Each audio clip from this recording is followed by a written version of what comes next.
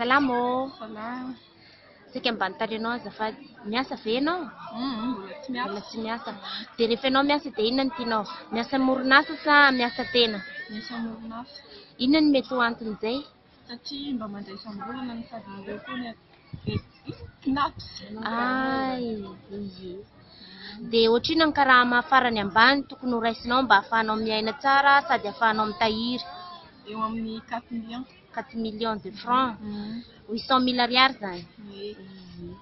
Dia araka ny hevitrao, inona ny vahaolana amin'ny mba hananany tanora asa zany? Tokony mianatra tsara. Mianatra tsara.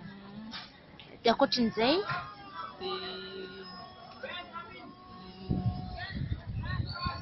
Tady asa amoron'asa. Tokony hisy orinasa zany mamoronasa ho an'ny tanora.